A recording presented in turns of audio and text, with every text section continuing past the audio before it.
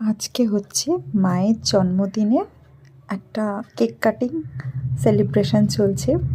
First time আমরা মায়ের cake মানে জন্মদিন উপলক্ষে কেক কাটিংটা করছি।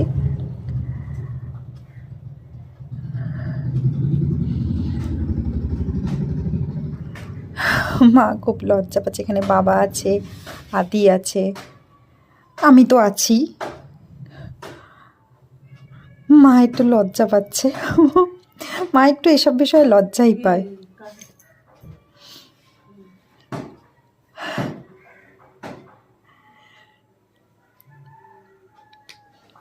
পরিবারের মানুষের সাথে ছোট ছোট সুন্দর মুহূর্তগুলো সুন্দর লাগে।